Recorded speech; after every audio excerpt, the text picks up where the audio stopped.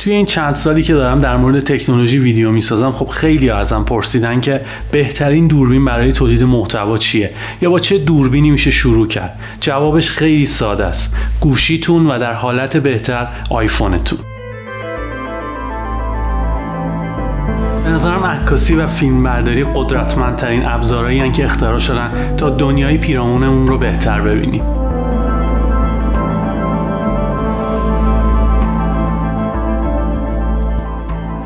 داشتن یه گوشی هوشمند با دوربینای خوب میتونه بهمون کمک بکنه که این کار رو بهتر انجام بدیم و البته یه آیفون میتونه خیلی عالی از پس انجام دادن این کار بر بیاد. وقتی از استیون سودربرگ در مورد علت انتخاب آیفون به عنوان ابزار اصلی تصویربرداری فیلمش به اسم آنسین سوال میکنن، میگه که این یک انتخاب خلاقانه بود، نه به خاطر بودجه یا چیز دیگه، به خاطر اینکه این سرعت عمل رو به من کارگردان میداد تا بتونم دوربینم رو هر جایی که دوست دارم قرار بدم و قصه‌مو تعریف کنم. و جالبه این از زبون کسیه که برنده اسکار شده. این موضوع خیلی واضح داره دو تا چیزو بهمون نشون میده: اینکه توی این لول هم میشه به جای بهترین سراغ خلاقانه ترین رفت و اینکه چقدر تکنولوژی پیشرفت کرده که یه گوشی آیفون چنین اعتماد به نفسی رو به یه کارگردان کاربلد میده که پروژه بعدیش رو با اون پیش ببره.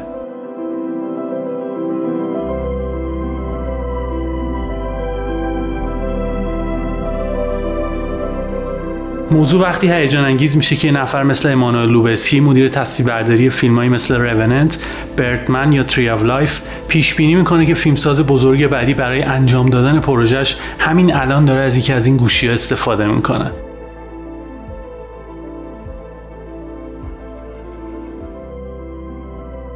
هر سال این پیشرفت تکنولوژی داره کاملتر میشه و سیاست آیفون برای استفاده نکردن از مثلا رزولوشن بالا توی دوربیناش تا زمانی که به بلوغ برسن میتونه خیال کاربرا رو از بابت استیبل بودن یا پایدار بودن تجربه کاربریشون کاملا راحت کنه. اینکه الان بهترین گوشی آیفون میتونه 3 تا از مهمترین فواصل کانونی رو پوشش بده خیلی اتفاق جالبی و یه جورایی میشه حتی بدون استفاده از لنزایی که روی گوشی نصب میشن یه پروژه حرفه‌ای رو پیش برد.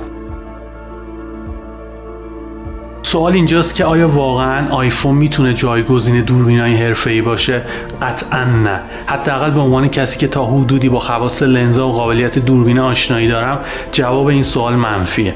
اما میشه با درک قابلیت‌ها و نقاط ضعف آیفون یه پروژه رو خیلی حرفه‌ای و با تکیه روی محتوا پیش برد. ممکنه این سوال پیش بیاد که این موضوع چقدر میتونه به درد کاربرای عادی بخوره یا جذابیتی براشون داشته باشه. اینکه آیفونتون به شدت قابلیت‌های خوبی برای عکاسی و تصویربرداری داره و این ابزار میتونه به بهترین شکل ممکن ایده‌تون رو تصویر کنه. اتفاقی که میفته همینه.